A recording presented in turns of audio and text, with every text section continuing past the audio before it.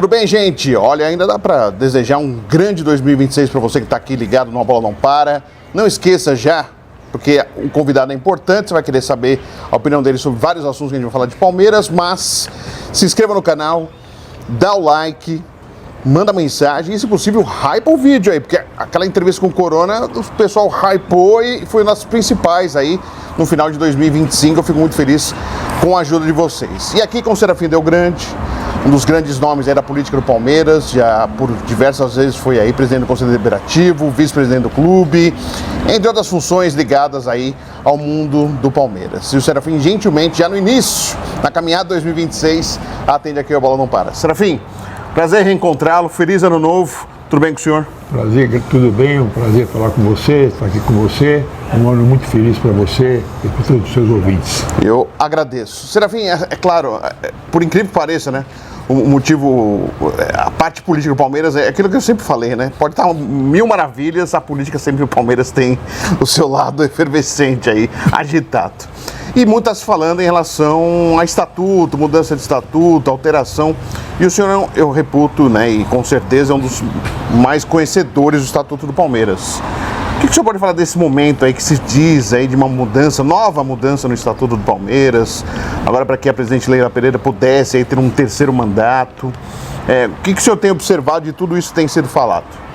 Bom, eu parto do seguinte princípio, eu sempre defendi muito o estatuto do Palmeiras. Eu me lembro perfeitamente, na época eu era o primeiro vice-presidente de futebol, eu é que tinha o contato com a Parmalat, quando o Mustafa foi presidente, e aí houve uma mudança de estatuto para tirar somente 2 mandatos, para ficar livre para quantos mandatos quisesse.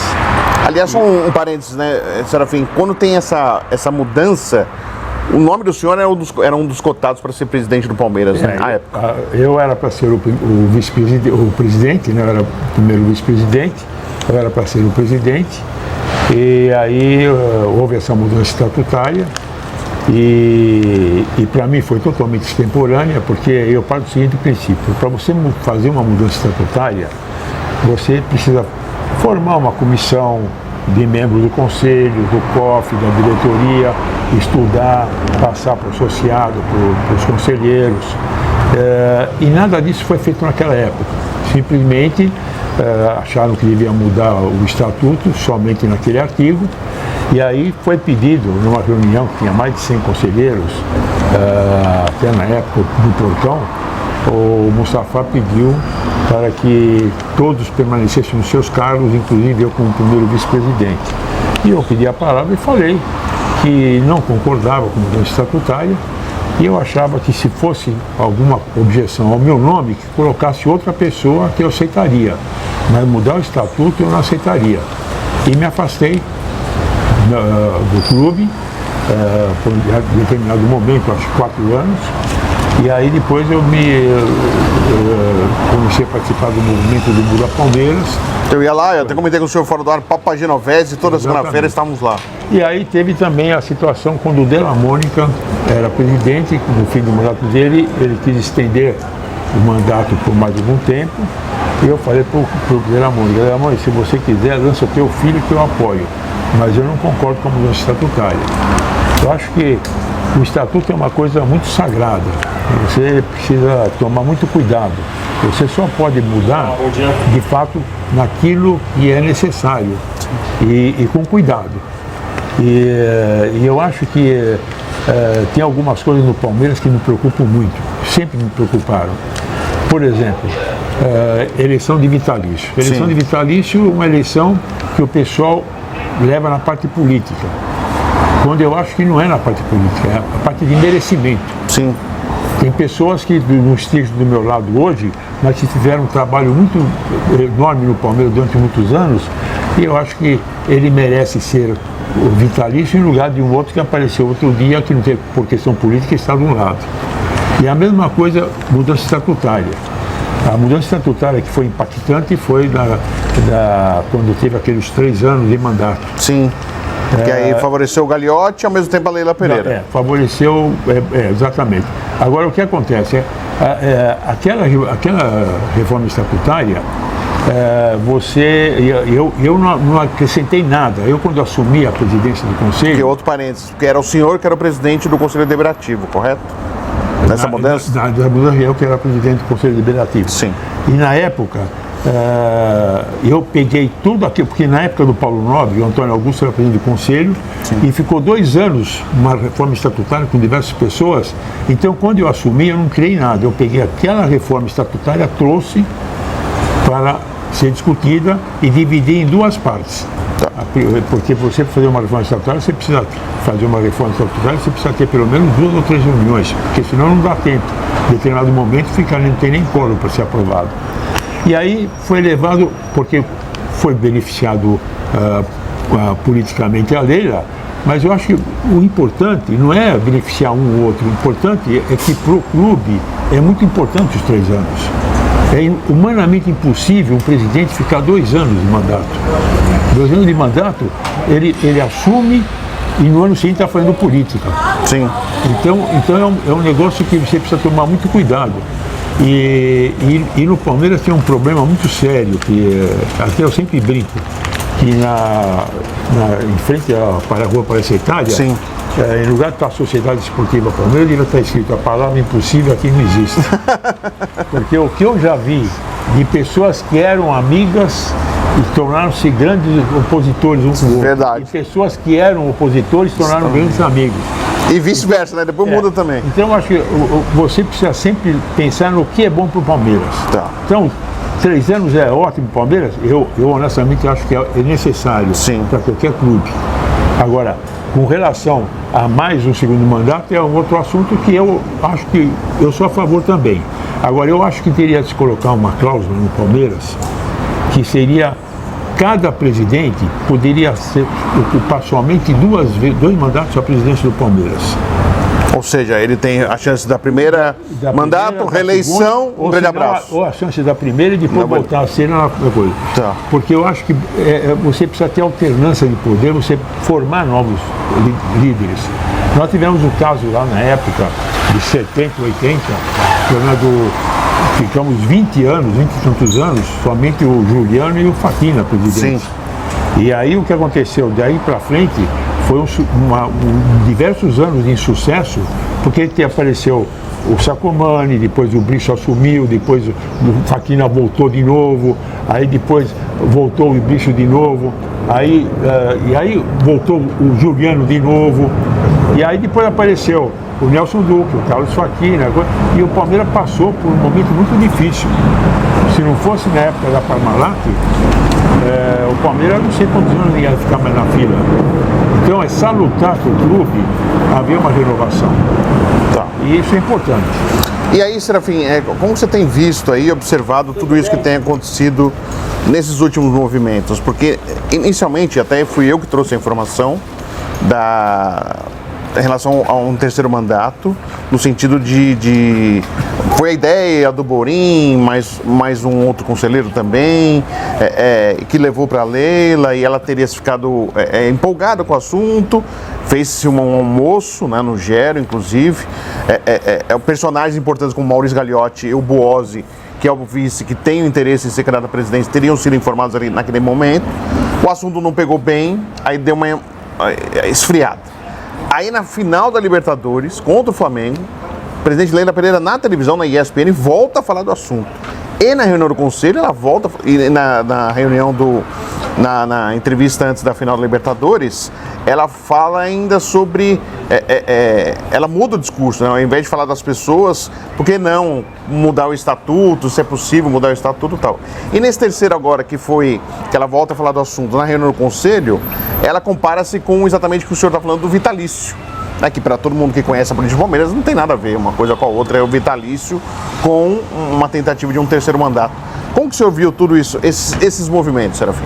Olha, eu vejo com preocupação o seguinte: eu acho que nós tivemos muitos exemplos em diversos clubes, inclusive no Palmeiras, que todas essas reformas que são feitas, você precisa fixar no que é bom para o Palmeiras.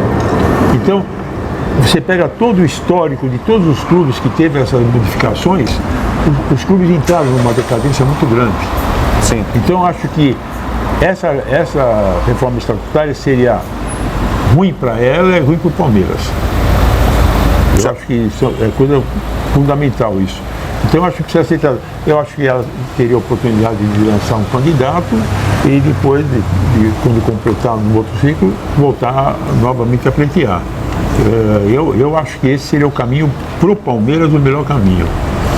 O senhor deu uma entrevista ao UOL e citou até a palavra golpe. O senhor mantém essa palavra golpe? O senhor revê essa palavra golpe? Ou o senhor acha que se caminhar para esse lado seria um golpe em relação ao Estatuto do Palmeiras? Eu acho o seguinte, não é questão de ser golpe ou não golpe. Quando você assume um clube que tem as regras e que você vai fazer alguma coisa específica, não é uma reforma estatutária ampla. Sim. É um tema só. É um tema só. Para se beneficiar, para beneficiar um grupo, eu acho que não é uma coisa que é legal. Não é uma coisa.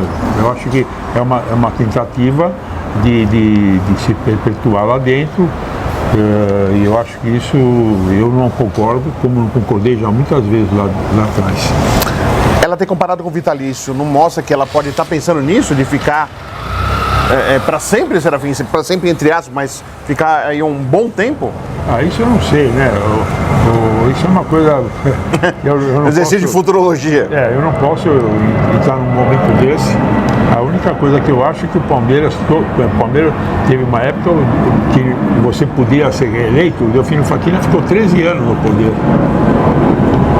O Juliano ficou, em determinado momento, 6 anos no poder. E aí um saía, voltava, outro saía, voltava. E você não tem alternância, você não prepara novas lideranças. Eu acho que a preocupação é justamente você formar liderança no Palmeiras.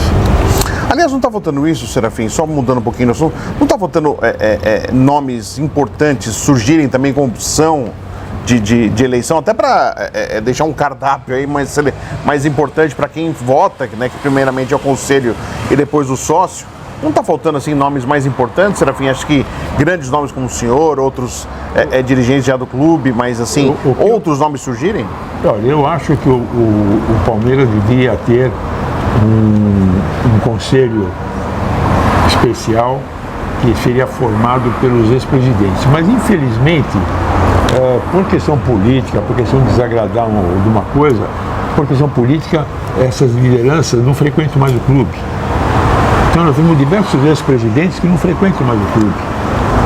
Então, acho que era necessária a frequência dessas pessoas no clube para ir lá, tomar um café, bater um papo, almoçar. O clube está num momento muito prazeroso de você frequentar o clube. Evoluiu muito na parte social o clube. Então, eu acho que precisaria ter a presença dessas pessoas. Mas, infelizmente, não acontece isso. Serafim, ainda voltando agora à parte de estatuto. Como funcionaria, até para quem está assistindo a gente, não conhece, não tem, sabe um pouco, a gente tenta falar, assim, o A Bola Não Para tenta, de certa forma, trazer esse lado de bastidores de política. Mas como funcionaria? É só ela colocar em votação no conselho, o presidente Alcir precisa aceitar, a gente sabe de todo o envolvimento, né? Hoje eu fiz uma conta, Serafim, hoje de conselheiros com cargos de diretoria são 153, sendo desses 153 são 45 assessores da presidência. Ou seja, vamos contar, nas últimas eleições, o quórum, o número total de conselheiros, 289, tirando alguns que já faleceram infelizmente, o total seriam 300, mas 289. Então, uma votação, ela precisaria de 50 mais 145 ou 146 ela conseguiria. Tendo 153, na teoria, ela não teria tanto, assim, poderia estar justo ali, porque pode alguém que não vá, algum problema, mas está justo ali para ela conseguir a aprovação no conselho para depois ir para a Assembleia Geral dos Sócios. Gostaria que o senhor contasse esse trâmite, como que seria e como funcionaria. E é só apresentar, o presidente Alcir coloca para votar, é feita uma reunião extraordinária, como que funcionaria, Serafim? Normalmente no Palmeiras, o presidente do conselho que convoca, obrigatoriamente ele convoca a reunião. Agora, se você pegar a assinatura de um número grande de sócios pedindo uma convocação, o presidente do conselho pode ou não convocar. se você, a próprio pedido do COF, o presidente pode convocar o da presidência. A única coisa que eu acho é que você precisa ter os trâmites normais de uma aprovação do Conselho. Eu acho que é importante você dar ao conselheiro uma obrigação dele participar. Por exemplo, quando teve o problema, quando teve aquela cogestão Palmeiras e Parmalat, eu era o presidente, estava lá na hora lá que era o presidente do Palmeiras, do Conselho. E aí, quando apareceu essa proposta, eu conversei, o Carlos Fatino era o presidente, e eu era o presidente do Conselho. Aí, falando comigo, né, eu falei assim, olha, eu gostaria que o conselheiro, quando fosse tomar decisão, tivesse a certeza, não tivesse nenhuma dúvida do que ia fazer. É uma cogestão, é uma coisa que nunca aconteceu. E, na época, foi instituída essas reuniões informais com um grupo de conselheiros. Foi realizado mais de 30 reuniões de conselho com um grupo de 15, 20 conselheiros. E quem tivesse alguma dúvida podia voltar. Foi uma coisa exaustiva. Foi tirado todas as dúvidas de todo mundo. E foi aprovado praticamente com unanimidade uma cogestão. Você imagine na época como era difícil você colocar na cabeça que ia ter uma outra firma com outro nome. Eu lembro que vai estar vendendo o clube, eu lembro. E foi um case de sucesso total. Verdade. A parceria. Então, o Conselho, ele se sentiu prestigiado. Sim. Quando houve a aprovação da Arena, da Gabitogo, a mesma coisa, eu era presidente do Conselho também naquela época. Naquela época nós fizemos o mesmo trabalho, aí já ia também com os associados, que naquela época o associado também já começou a participar. Então fizemos reuniões com diversos, explicando, colocamos à disposição lá todo o material que tinha para explicar para todos os conselheiros, para não ter dúvida. Foi aprovado, muita gente foi contra. Sim, eu lembro. Muita gente foi contra, mas eu acho que foi uma coisa marcante na história do Palmeiras.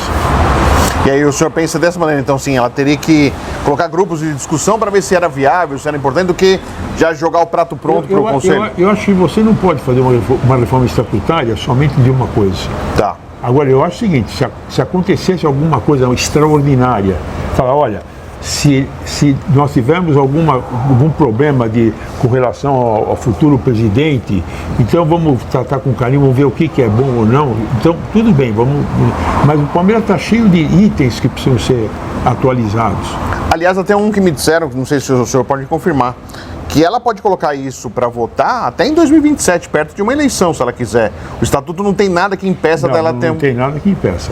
Ela poderia, se ela quisesse deixar para o momento final, ela pode deixar. Normalmente o Palmeiras sempre teve esse cuidado de não, sempre que tivesse uma reforma estatutária, seria sempre para o próximo presidente e não para o atual. Sim. Isso foi sempre uma determinação que sempre teve historicamente no Palmeiras. Mas é uma situação que precisa tratar com muito carinho, porque pro Palmeiras, eu sempre coloco a minha preocupação o Palmeiras. Eu acho que pro Palmeiras não é, e para ela também, eu acho que não é uma coisa salutar. A gente vai para um rápido intervalo aqui na Bola Não Para e já voltamos com mais Serafim Del Grande aqui para você. Não esqueça, se inscreva, dê seu like, participa aí. A bola não para, não para, não. Fred Júnior é a voz da emoção. É luta, é força, é coração. A bola não para, segue a missão.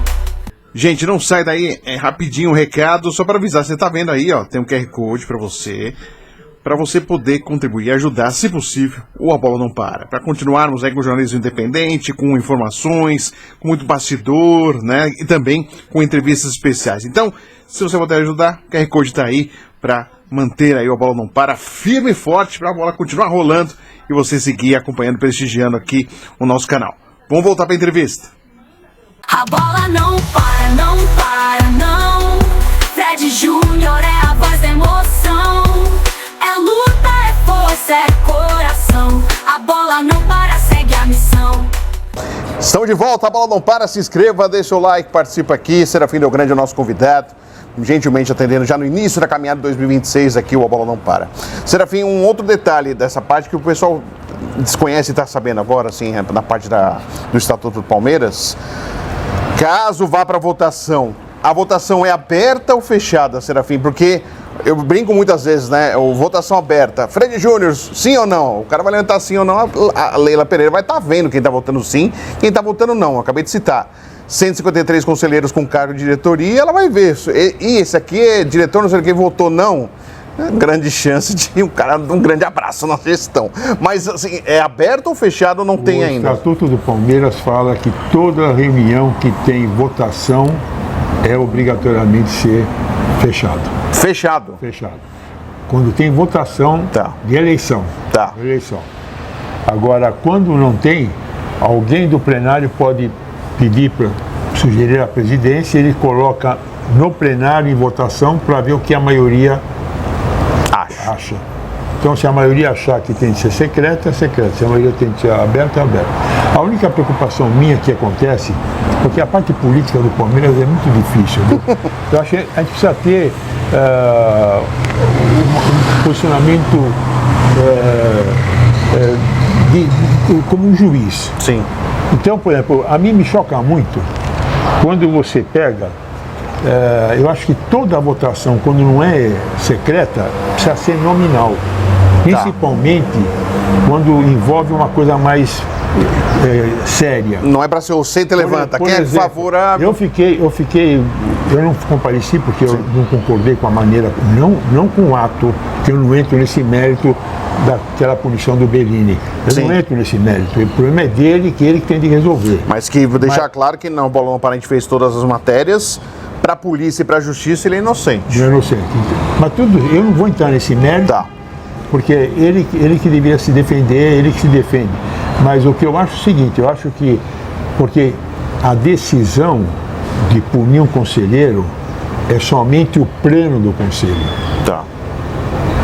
O que aconteceu foi que ele foi punido por 3 meses, em princípio, pelo executivo. A presidente Leila Pereira, numa entrevista dia 7 de setembro, né? Foi um feriado.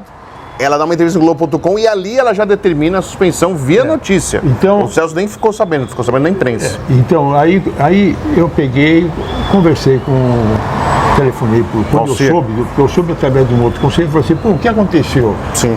E eu não estava nem sabendo. Então assim que eu peguei, liguei para o Alcir, quando eu liguei para ele, o Alcir também não estava sabendo. Mas já tinha saído a Globo.com. Aí eu peguei e falei, pô, Alcir, mas é o conselho que tem de fazer a punição. Aí ele falou assim, não, aí no dia seguinte ele ligou e falou assim, olha, foi acertado tudo, eu praticamente dei o ok na decisão. Falei assim, você errou 2 vezes, porque você autorizou um ato que é antistatutário e você cometeu um ato antistatutário, porque somente tem de punir o pleno do conselho. E não foi o que aconteceu. Então, aí na reunião que teve o julgamento dele, também teve erros lá, né, Serafim? Também teve. Agora, eu acho que não é. Você tá punindo um conselheiro. Você não pode simplesmente falar senta, levanta. Quem tá contra fica de pé. 13. Quem está a favor, então diminui da lista de presença. E eu conheço 20 conselheiros que foram embora. Então, você precisa ter mais cuidado e respeito para um conselheiro. Então tem coisas que precisa levar bem a sério o negócio. Você precisa levar uma coisa com justiça. Ainda mais o assunto que era também. É um assunto delicado. Porque hoje, amanhã, que na realidade é o seguinte, o estatuto, onde passa uma boia, passa uma boiada. Na hora que você rasgou a primeira vez, você está sujeito a ser rasgado a qualquer momento. É verdade. Então, eu sou um defensor do Estatuto do Palmeiras. Eu me prezo por defender e vou até o fim defender essa situação. Pensando, claro, não é para pensar como a Leila Pereira, mas pensando no cenário, Serafim, para ela seria muito mais confortável se fosse aberta. Acredito que sim, lógico. Porque ela vai saber quem que vai... lógico. Eu encontrei casualmente o conselheiro da situação e eu falei, e aí, se você for votar, vai votar sim ou não? Aberto, eu falei, você vota sim ou não? Voto não e pode me cobrar. Eu estou só comunicando publicamente aqui, porque Depois eu vou cobrar se existir essa votação, porque um conselheiro da situação, que inclusive tem cargo na diretoria, afirmou para mim que vai votar não. Aliás, a gente percebeu isso, Serafim, assim, por mais que ela já está insistindo na terceira vez falando do tema, tem muita resistência, inclusive de pares da presidente, sobre esse tema. Não estou errado essa impressão, isso é o que eu colhei? Eu não sei, eu tenho conversado com algumas pessoas, eu na realidade, eu não tento convencer ninguém. Sim. A minha função é quando me pedem, eu dou a minha opinião. Sim. Também não fico o tempo todo colocando, para fazer, não, isso não. Sim. Quando pedem, eu dou a minha opinião. Quando não pedem... Mas na conversa entre os conselheiros a gente tem sentido tem isso. Muita gente que não concorda. Agora, se concordar uma coisa entre vocês é uma coisa... Você vê o que é importante, eu vou dar agora para você, o que é importante, o voto secreto. Tá. Eu tenho uma definição de que o Palmeiras, nessa evolução que teve nos últimos anos, Sim. teve muitos participantes que foram importantes. A construção da arena foi uma coisa importantíssima para o Palmeiras em outro patamar. Sim. Aí você pega o Paulo Nobre, que foi importante, que começou a profissionalização do futebol. Aliás, ele reiniciou, porque quem começou a profissionalizar o futebol foi na época da Parmalat. Sim. Que tinha o José Carlos Brunoro. Antes teve Paulo Russo, né? Depois... Exatamente. Aí começou a entrar os profissionais. Sim.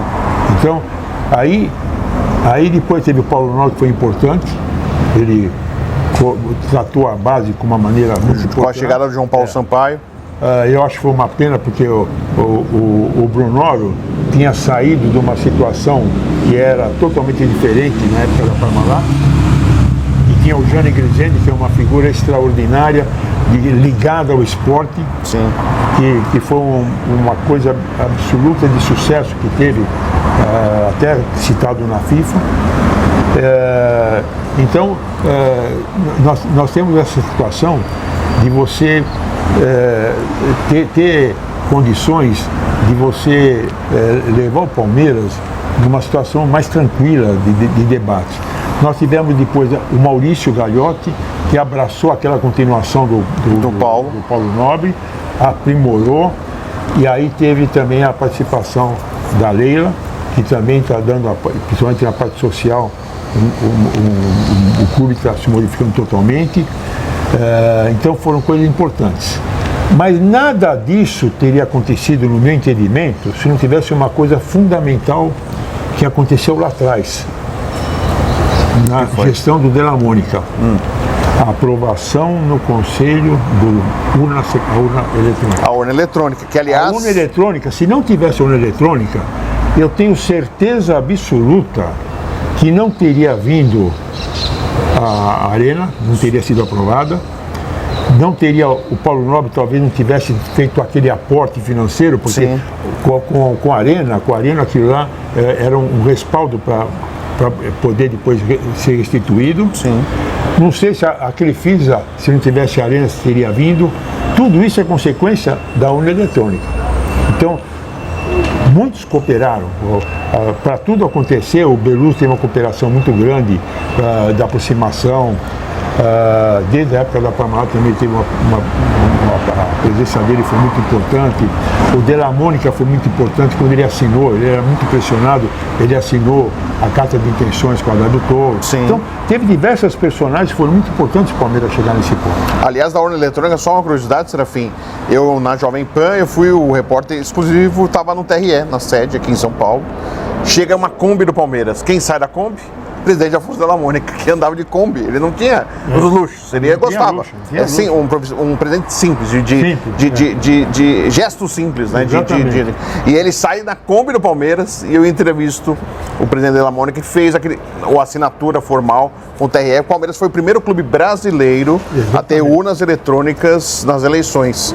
E aí, nessa primeira eleição que teve urna eletrônica, o TRE emprestou as urnas. Depois não pôde mais emprestar. Mas ainda se quiser, o Palmeiras pode solicitar, não pode, Serafim? Mas parece que, ultimamente parece que teve alguns problemas que eles não estão. Porque o Flamengo fez, outros só clubes se voltou fizeram. agora, mas na época nós tivemos de contratar a empresa que trabalhou muitos anos. Que também gerou uma certa polêmica também, Serafim, em relação à empresa, no sentido das pessoas falam que não tem confiança, como tem na urna do TRE. O senhor já ouviu essa crítica em relação à empresa? Mas olha, do jeito que é feito, honestamente eu não acredito que tenha desconfiança, não pode ter desconfiança.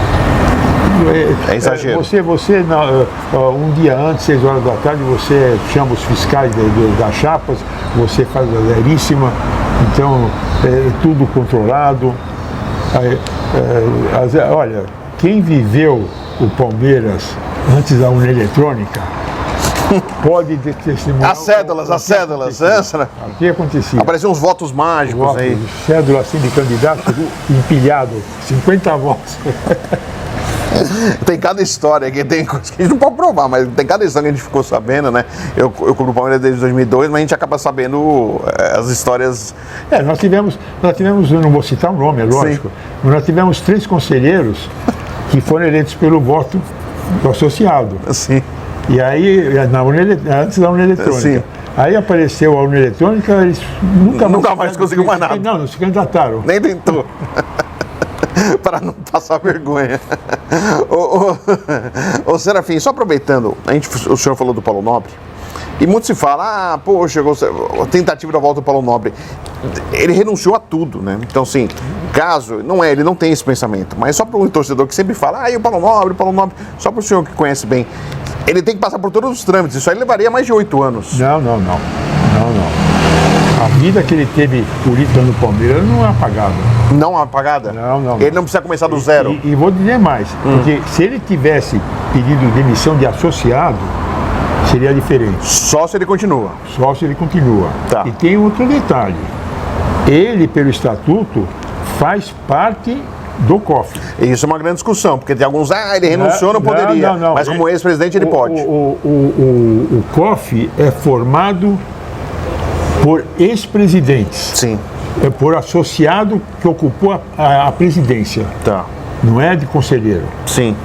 Então o fato de ele ter ocupado a presidência do COF, do CD, do administrativo, ele não apagou, ele continuou com todo a ficha dele de que ele participou. Aí qual seria o trâmite se ele quisesse voltar, Serafim? Ele precisava estar como conselheiro. Primeiro se candidatar a conselheiro. Aí, sendo eleito conselheiro, ele está... Aí ele teria que ficar 8 anos como conselheiro? Não. Ele já foi conselheiro, não apaga. Não apaga? Não apaga. Então se ele quisesse, for eleito conselheiro, depois de 3 anos, mais ou menos, pode candidatar à presidência. Pode candidatar. Então, ele estando como conselheiro... Sim. A próxima eleição ele já poderia? Ele pode se candidatar. Tá. Porque se sempre for dizer, tem que começar todo o trâmite. Foi uma pena o que aconteceu, porque... Ele se sentiu muito magoado, né, em relação à punição que ele teve, ele e o Genaro, né? Mas sabe o que acontece? Tem algumas coisas que a gente não pode levar para esse lado. Eu sei que ele está... eu tentei até falar com ele, ele não me atendeu, então parei, não vou... mas eu respeito muito ele pelo que ele fez, pela maneira como ele age. Agora, o que aconteceu foi o seguinte, quando ele estava como presidente, eu já quase não queria ser mais nada lá dentro, eu já tinha encerrado praticamente a minha vivência como diretor do clube. E aí o que aconteceu que quando o Maurício foi indicado como candidato único, ele foi eleito, e foi eleito também os vice-presidentes. E o que aconteceu é que houve uma briga, porque ele não aceitava a continuação da Crefisa. E o Maurício pediu, porque o Antônio Augusto não quis mais continuar, pediu para mim para eu voltar a ser presidente do conselho, para dar um respaldo político, porque das vice-presidências, 3 pessoas eram ligadas ao Paulo Nobre. Então ele estava sozinho. E o COF todo era contra ele. Sim. O COF todo era contra o Maurício, praticamente. Então, eu aceitei participar para dar um respaldo político para ele. E aí depois tivemos o problema das contas, inclusive, que ficou o mandato todo dele, o COF rejeitando e no balanço o Conselho aprovou. Sim. Então foi uma coisa muito dura a primeira gestão do Maurício, principalmente. E aí a segunda gestão já foi um pouquinho mais tranquila. Então aí eu peguei, continuei por mais uma gestão com o Maurício, na minha segunda gestão consecutiva. E aí depois teve a mudança estatutária, aí foi pedido para mim para eu continuar mais uma vez, porque ficava um ano com o Maurício e um ano com a Leila. Sim. Aí aceitei, e aí depois falei, bom, agora não tem mais o que eu não quis mais continuar, eu acho que a minha carreira encerrou, eu estou lá como conselheiro, o dia que eu não tiver condições de ir no clube para votar, eu vou pedir minha demissão de conselheiro, porque preciso dar lugar para os outros. Sim. Então, essa é a função minha. Mas foi uma coisa difícil. E o Maurício, quando assumiu, sim, ele não podia deixar de lado um patrocínio que nem aquele FISA, que era o maior patrocínio que tinha na época. E o Maurício assumiu no momento da pandemia.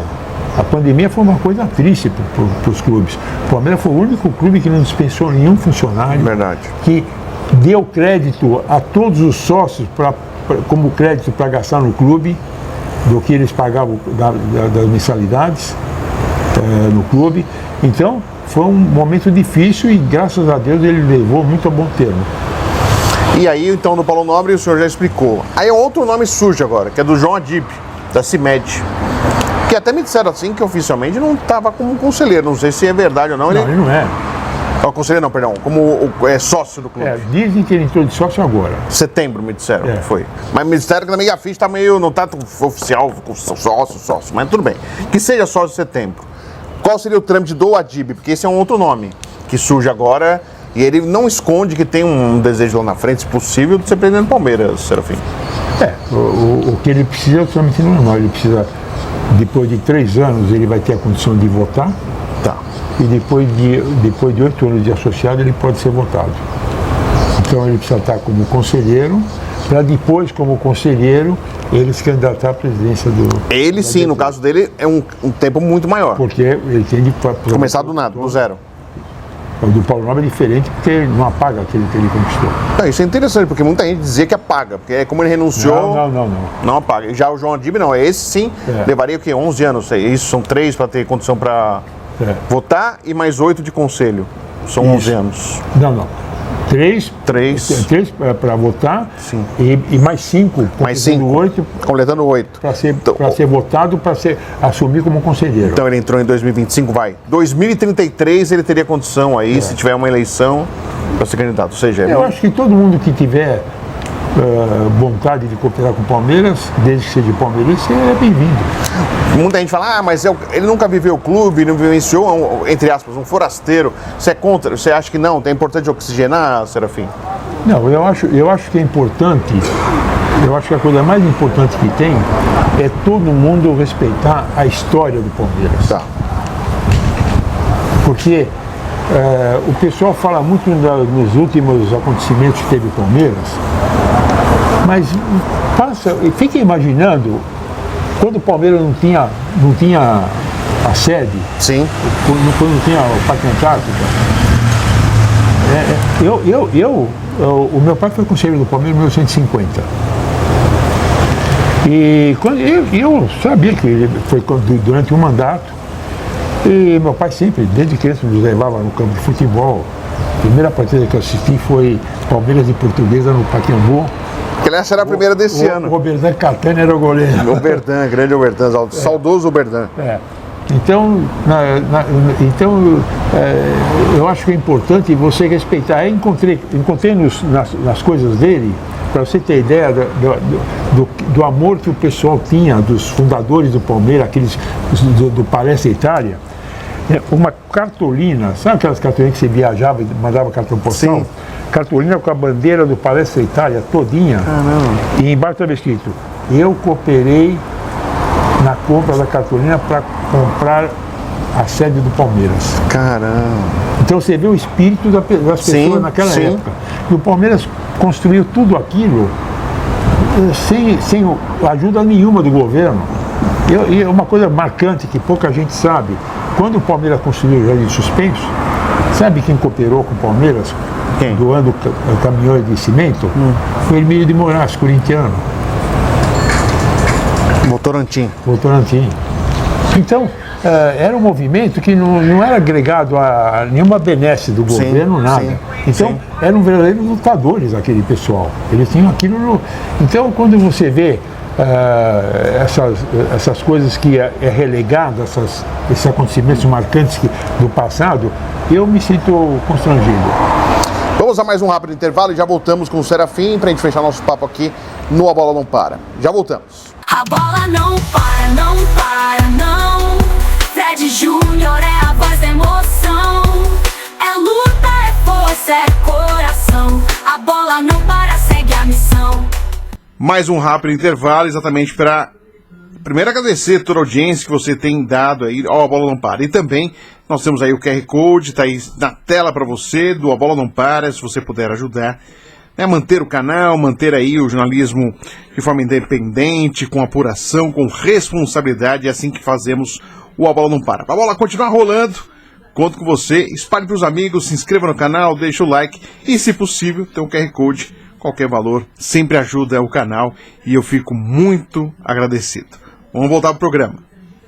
A bola não para, não para, não. Fred Júnior é a voz da emoção. É luta, é força, é coração. A bola não para, segue a missão. A Bola Não Para, estamos de volta. Se inscreva no canal, dá o like, participa aí. Já começando a temporada 2026, um personagem importante da história política do Palmeiras, que é o Serafim Delgrande. Serafim, é claro que a eleição para a presidência é 2027. Mas o que o senhor espera para 2026? É uma agitação em torno desse assunto, desse terceiro mandato? O que o senhor espera a respeito? Não, eu acredito que o problema principal, eu acho, em minha opinião, eu acho que o Palmeiras pecou na falta de nomes relevantes no meio de campo. Eu sou daquela teoria ainda que futebol se ganha no meio de campo. Você acha que faltou um 10, um clássico aí, mas faltou aquela pessoa que impõe. Tá, põe respeito, um cara mais experimentado. Que tem vivência. O Palmeiras teve um trabalho maravilhoso, todos esses anos aí, mas você vê que o Palmeiras não teve nenhum jogador convocado para a seleção brasileira. Então o Vitor Roque no final, né? Só o Vitor Roque no final. Sim. Mas E o Everton algumas vezes também. Mas eu acho que é importante você mesclar. Tá. Você vê que quando a Parmalat fizer a cogestão, você vê que o Jânio Griseni tinha uma visão extraordinária sobre esporte em geral, inclusive vôlei. E até uma pena uma pessoa daquela quilate não ter sido aproveitado nos esportes aqui no Brasil. Verdade. Nunca foi, porque ele era uma pessoa muito humilde, muito quieta, não falava muito, não dava entrevista. Mas você vê que a Parmalat, quando veio, foi um caso de sucesso praticamente imediato. Por quê? Ele mesclou. Trouxe um Zinho e um Mazinho e nós tínhamos o César Sampaio. Sim. Meio de campo. Aí Roberto Carlos. Na esquerda. Aí Edilson. Evair. Edmundo, jogadores jovens, e explodiu. Aí depois de 2 anos houve uma reformulação. Djalminha, Luizão. Aí teve Djalminha, Luizão, o Fábio Conceição. Sim. Então mesclava. Miller, o Rivaldo. Então mesclava jogadores de idade, de tarimba, com jogadores jovens. Tá. Isso eu acho que faltou no Palmeiras. Eu acho que se o Palmeiras tivesse tido os 2 ou 3, eu acho que foi uma pena o Felipe Melo ter saído. O Felipe Melo podia ter ficado pelo menos mais 1 ou 2 anos. Sim. E você vê que ele foi para o Fluminense. Sim, foi campeão. Você vê a importância que tem um jogador de nome, que impõe, que naquele jogo Palmeiras de Flamengo em Montevidéu, Sim. ele entrou no finalzinho, porque todo mundo achava que o Flamengo vinha por tudo para tentar. Sim. A presença dele foi uma presença marcante no final do jogo. Os últimos 10, 15 minutos, ele tomou conta do jogo. Então, isso eu acho que faltou. Então, agora vamos ver, se Deus quiser, o Palmeiras consiga. Eu acho que a vinda do Euler foi muito... Marlon Freitas? Não. que pegamos agora, que jogou no meio de campo. O Paulinho. Não, jogou agora, filho, que temos da Bélgica, que jogava na seleção lá da. Que estava no Flamengo. Ah, o Andréas Pereira. Andréas Pereira. O Andréas foi muito importante e eu acho que, honestamente, eu não gosto quando você vai muito atrás de jogadores que estão nos Estados Unidos. Eu acho que lá não serve de parâmetro para nada. Teve o Mikael, o Atuesta. O Atuesta que veio. Sim. Então, eu não gosto muito. Eu acho que precisa ter jogador mais cascudo. Abel ficando, Serafim, o que você achou? Porque para muitos coloca-se também que o Abel é meio que um escudo ali da gestão também, né? Porque só ele fala, ele que dá as entrevistas, né? O Anderson Barros tem esse jeito mais low profile de não dar entrevista, eu acho errado.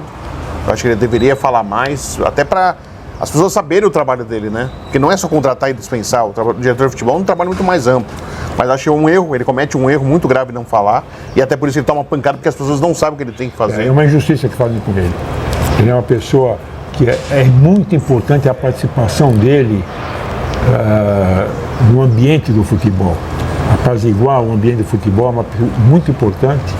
Eu acho que o Palmeiras, não sei, eu estou de fora, mas eu acho que nós perdemos uma pessoa muito importante, que foi o Cícero.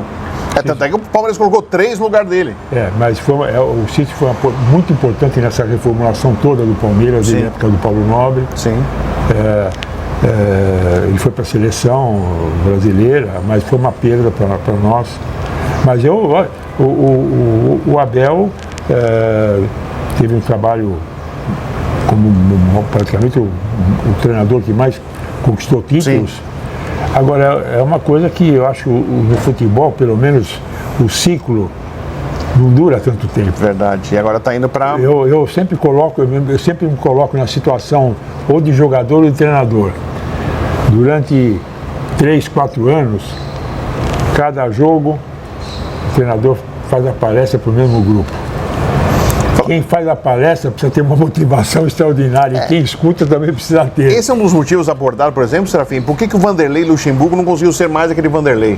Porque ele normalmente levava os mesmos jogadores que ele sempre tinha confiança, e quando ele fosse fazer a palestra dele para motivar os caras já sabiam que ele fazia normalmente uma coisa parecida que ele já tinha feito, e parece que aí não conseguia dar o... Eu vou te dizer, eu vivenciei o Vanderlei nas 3 fases que ele teve no Palmeiras. A primeira fase dele foi inesquecível e eu sempre reputei até hoje a primeira fase do Vanderlei como ele e o Tele Santana os melhores treinadores aqui do Brasil. Um era taticamente, sim, que era o Vanderlei, e o outro tecnicamente, que era o Tele. Eu vi modificações durante o jogo que o Vanderlei fazia maravilhosas. E o Tele, você dava 11 camisas para 11 jogadores, ele fazia o futebol bonito. Então isso foi uma coisa... E do Abel, você acha que ele não está conseguindo mais... de alguma forma, aquele pré-contrato, Serafim, você acha que de alguma forma não pode ter sido causador também, não só o tempo de estar no Palmeiras, mas aquele pré-contrato que ele assinou e ficou uma coisa mal resolvida, você acha que de certa forma não pode ter impactado também? Olha, eu acho que o Palmeiras, ele conseguiu mexer com a resiliência do jogador do Palmeiras. A resiliência que o Palmeiras tinha nos 3 primeiros anos foram maravilhosos. Nós vimos partidas maravilhosas do Palmeiras. E gols no fim, viradas. E isso, acho que com o tempo vai se desgastando. É humano isso. Isso é humano. Sim. Não é falha, não é nada. É humano isso. Você vê que dificilmente no mundo tem um treinador que fica muitos anos. Eu acho que tudo na vida tem o seu ciclo, tem as alternativas. Agora, eu acho que no lugar dele não teria nenhum outro para vir que fosse... Então é assim mesmo, por enquanto hoje está assim, não tem tu, vai tu mesmo, Serafim? Você acha que está mais ou menos desse jeito? Não, na realidade ele é importante, apesar dos problemas que nós tivemos, ele é importante. Agora, o que me preocupa é essa situação, por exemplo, de falar, na realidade a gente é beneficiado e é prejudicado no futebol. Sim. Mas indiscutivelmente, depois daquele acontecimento que teve do jogo Palmeiras-São Paulo, que eu acho que foi pênalti, mas depois uma pressão tão grande que Verdade. nas outras partidas o Palmeiras foi prejudicado. Mas a presidente falou que não tem que reclamar. E aí entra que eu não sei o ambiente como vai ser agora. Será que os jogadores eles vão se sentir blindados? Que falar, bom, nós somos incompetentes? Ou a comissão técnica? Porque a presidente falou no conselho, na reunião, e depois falou nesse documentário. Você assistiu o Acesso Total? O comentário Eu vi algumas passagens e desculpe, eu achei lamentável. Eu acho que o Palmeiras, não sei como aconteceu isso, mas quem vive futebol é que nem o vestiário do futebol é que nem um confessionário. É entre quatro paredes se resolve tudo. Quando você abre para você ver, por exemplo, é humilhante você ver, por exemplo, o Aníbal chorando, Sim. pedindo desculpa, você vê o Abel falando daquela situação, os jogadores todos prostrados. Eu acho que o Palmeiras podia fazer isso. O Palmeiras tinha a TV Palmeiras, que é muito capaz. Que não fazia documentário de toda coisa. Se o Palmeiras não conquistou nada, aborta. Não coloca. Não coloca. Agora, colocar, eu acho que eu não concordo. Você não gostou? Eu não gostei. Por exemplo, uma das críticas é quando o Abel joga a toalha do brasileiro. Porque muita gente sempre falava, o Abel tá jogando pro externo, só pra imprensa, que jogou a toalha pro brasileiro. E na verdade a gente viu que não foi só pra imprensa, ele jogou no elenco. E isso aí tá caindo muito mal, assim, no sentido de... Agora, eu honestamente, eu fiquei... O que me assustou muito foi a final da Libertadores. Praticamente nós não damos um chute a gol. Sim. A diferença do Palmeiras, o Flamengo tem de reconhecer, tem jogadores de nível de seleção, jogadores que tem uma tarimba tremenda, o elenco forte, muito mais forte, mas a diferença não era para tanto. O Palmeiras naquele jogo foi decepcionante. Como eu acho também, honestamente, foi uma participação, aquela vitória contra o Botafogo no Campeonato Sim. Mundial, mas a atuação do Palmeiras no Campeonato Mundial eu não gostei. Sim. Acho que dos brasileiros foi o que menos... Junto com o Flamengo também, que não deu muito... O Fluminense foi bem, o Botafogo conseguiu uma vitória sobre o Paris Saint-Germain, que foi histórica, né? Mas no sentido no geral, não... Né? E Serafim, só aproveitando nesse do Acesso Total, a Leila Pereira de novo, culpando os jogadores e o elenco. O senhor trabalhando no futebol. O jogador não gosta disso. Por mais que ele saiba que ele também falhou, ele gosta quando a culpa é compartilhada, né? O técnico tem culpa, os jogadores têm culpa, quem dirige tem culpa. Essa jogada de culpa só no elenco e na comissão técnica pode, de certa forma, dar uma mexida nesse ambiente aí? Eu acho que vai mexer com algumas pessoas, com alguns jogadores, com alguma coisa, porque eu acho que tem coisas no futebol que você precisa falar em quatro paredes. Você não pode externar. Se roupa suja, você lava em casa. Essa maneira da presidente se manifestar, né, já conseguiu problemas aí com o Flamengo, por exemplo. Isso também pode gerar uma antipatia, Serafim? Porque ela gosta de falar que ela gosta de falar a verdade, ela fala na cara, não sei o quê. Mas não pode gerar uma antipatia e isso pode ficar ruim para o Palmeiras? No fundo, sim. Agora, o que eu acho é o seguinte, eu acho que para o futebol evoluir, você precisa deixar de lado esse posicionamento, você precisa pensar em formar uma liga. Enquanto não for formada uma liga abrangendo todos os clubes, Sim. o futebol brasileiro não vai para frente. Não vai ficar o tempo todo nadando e não vai para lugar nenhum. Porque você vê, eu acho que o Clube dos 13 foi um embrião. Infelizmente não foi para frente porque foi arrebentado. Sim. Não houve interesse de algumas pessoas. Eu devo criticar o André Sanches, porque o André Sanches participou para implodir. Eu acho que foi um mal que foi feito para o futebol. E eu acho que enquanto não tiver uma liga que fala do primeiro lugar, porque quando você fala em liga, o pessoal se preocupa muito quanto vai receber cada Da TV. Da TV. Eu acho que o importante é você, não só, isso é o de menos, é ter o fair play financeiro. Você precisa respeitar o fair play financeiro, você não pode ficar nessa promiscuidade de dívidas de clubes. Sim. Isso não pode continuar. E enquanto não tiver a liga, não vai acontecer nada. Serafim, voltando à parte do conselho, só uma pergunta ao senhor. Todos os conselheiros se manifestaram contrário, ou criticaram, ou até fizeram uma carta cobrando conflito de interesses e tal, e sofreram retaliação. Hoje o senhor percebe que os conselheiros têm medo de se posicionar, temendo uma retaliação? Eu também sou um exemplo, assim, eu comecei a ouvir a oposição em outubro de 2023, hoje eu posso mandar qualquer e-mail para tentar uma coletiva, participar de uma coletiva, eu não sou liberado sistematicamente, e está muito claro por quê. Continuo meu trabalho normalmente, isso não vai impedir de eu continuar fazendo meu trabalho, mas lamento porque sou muito tempo no Palmeiras, eu cubro o Palmeiras muito tempo, então até uma forma de respeito ao profissional que está muito tempo cobrindo o clube. Mas na parte política, o senhor sente um certo receio, às vezes as pessoas até pensam o contrário, mas tem medo de se manifestar? Eu vou dizer uma coisa, eu tenho alguns lemas na minha vida, e um deles é o seguinte, eu prefiro críticas que me constroem, que me ensinam, do que elogios que me corrompem. Então, eu acho que você receber uma crítica, você analisar, é uma obrigação do ser humano. Eu acho que se você não aceita a crítica, você vai passar uma imagem de soberba, e não é bom. Não é bom. Serafim, eu sempre conto nas minhas perguntas, porque as pessoas me perguntam, o Serafim era próximo presidente de Leila Pereira e tal, eu conto uma passagem, aí o senhor pode confirmar ou não, até porque o senhor está do meu lado, o senhor é melhor do que ninguém para confirmar.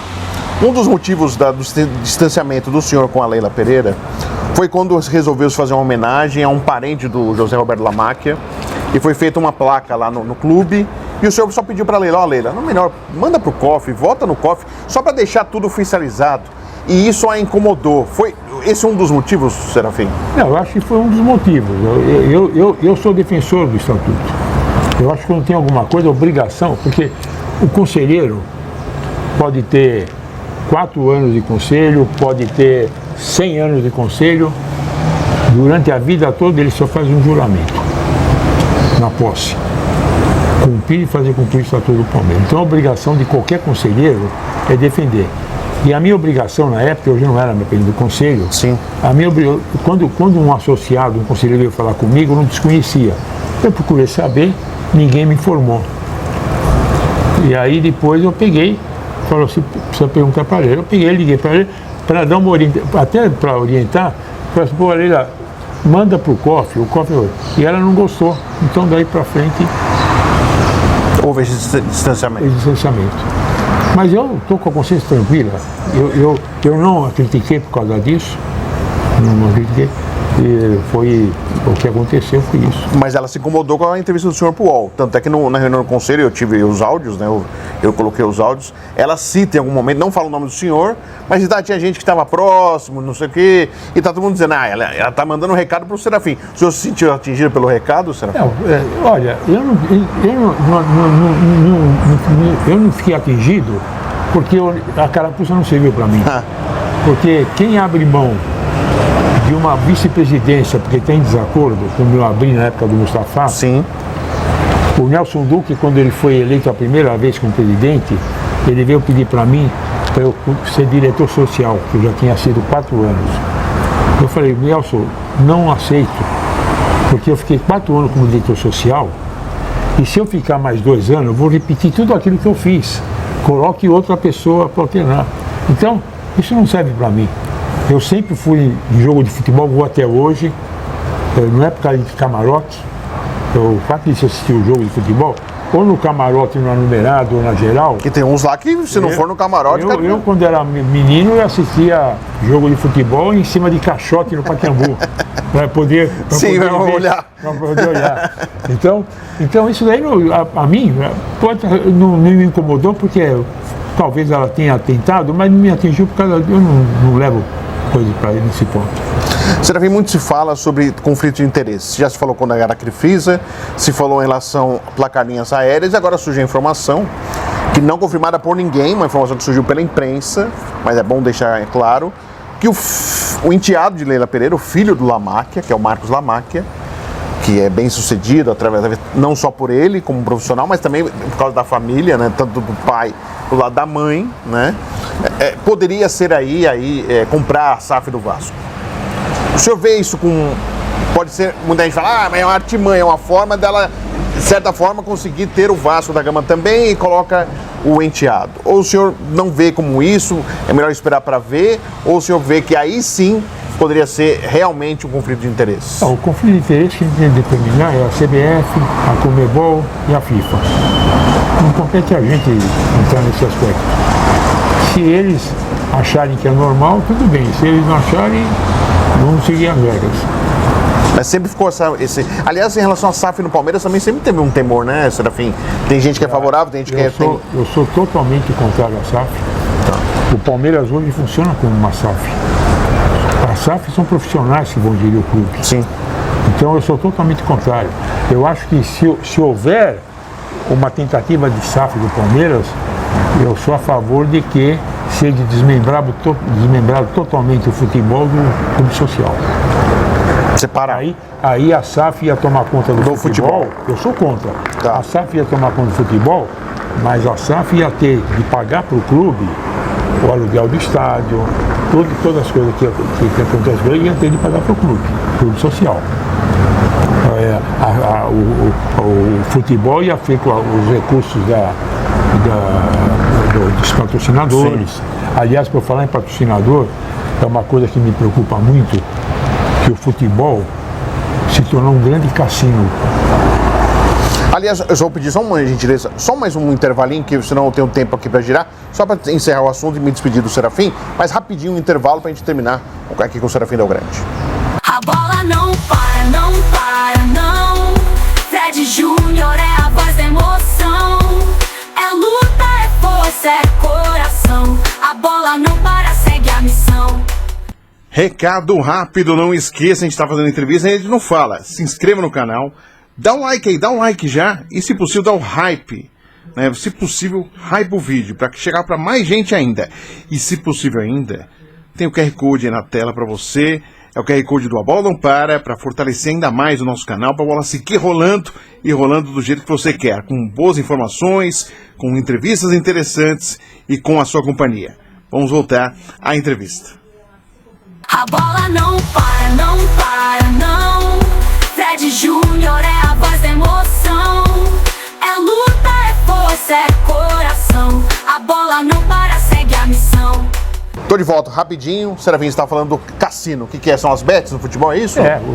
Infelizmente, o futebol se tornou um grande cassino. Você liga a televisão, você está lá, você aposta tanto, quanto você ganha, quanto você perde. As placas publicitárias, tem várias empresas num jogo só. Então, eu sempre gostei de assistir futebol. Uma coisa é você assistir o futebol, outra coisa é você torcer para o futebol. Sim. Para assistir futebol, eu assisto, por exemplo, na Europa, eu me nego a assistir um jogo do campeonato italiano.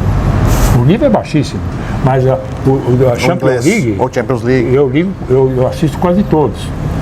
Aqui no Brasil, se você for pensar nesse tema, você vai no campo só para torcer, porque você não vê nenhum espetáculo. Sim, é um super jogo. Eu já assisti jogos aí que foram lamentáveis em matéria de espetáculo futebolístico. Então hoje você entra no esporte para você torcer, para ganhar, para perder, e envolve uma possibilidade tremenda de pessoas que estão no contexto, juízes, jogadores, todos, serem beneficiados, porque você não tem, é incontrolável. Sim.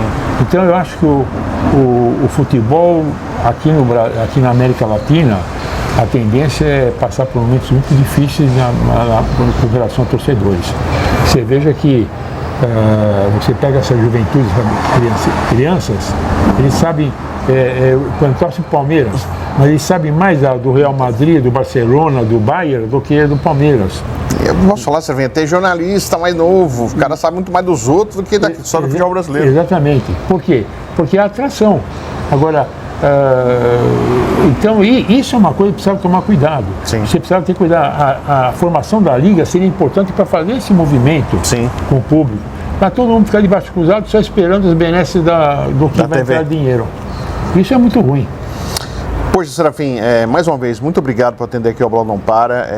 86 anos, né, Serafim? 86. 86 anos. Abril 87.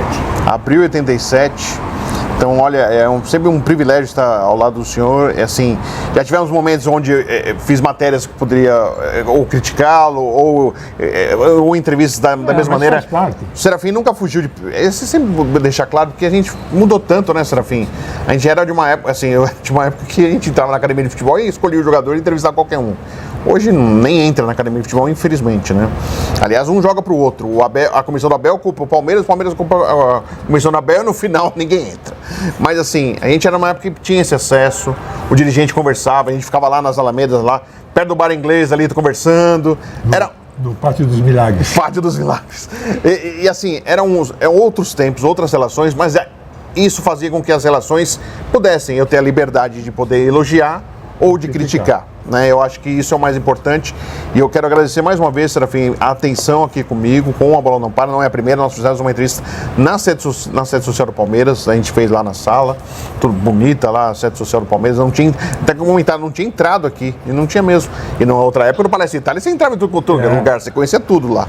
Mas, Serafim, um grande ano 2026, muito obrigado, parabéns aí pela toda essa trajetória política no Palmeiras, a gente já fez uma matéria sobre essa trajetória, né, contando um pouquinho da história do senhor no Palmeiras, mas é importante, um conhecedor de Palmeiras, conhecedor da política, conhecedor do clube, do futebol e do estatuto, poder esclarecer para quem está acompanhando a gente desses movimentos que estão acontecendo, viu, Serafim? Muito obrigado. Eu agora, com a minha idade, eu sou contador de história. Então, boas histórias. E vou dizer, e só dou conselho quando me pede. Não sou aquele que fica apontando. Não. Quando me pede, eu dou conselho. Quando eu fico no meu canto, vou sempre ter atitude, o que é bom para o Palmeiras. É isso aí. Muito obrigado, um ano feliz para você também, para os espectadores também. E o importante é ter saúde. Com certeza. E eu desejo muita saúde ao senhor, ao Serafim Delgrande, grande personagem aqui, participando da Bola Não Para. E satisfeito começando aí 2026 com a primeira entrevista feita exatamente com o Serafim Delgrande. Grande abraço a todos, se inscreva no canal, deixa o like, manda mensagem, participa aí. Tem alguma pergunta? Faça a pergunta, eu até passo pro Serafim, fulano perguntou, queria tirar uma dúvida e tal. A gente conversa aí, não tem nenhum problema, eu faço um vídeo depois, caso alguma pergunta tenha sido feita. Acho que a grande parte das perguntas foram feitas nessa matéria, nessa entrevista. Abraço a todos, muito obrigado, até a próxima. A bola não para, não para, não. Fred Júnior é a voz da emoção. É luta, é força, é coração. A bola não para, segue a missão. A bola não para, não para, não. Fred Júnior é a voz da emoção. É luta, é força, é coração. A bola não para, segue a missão.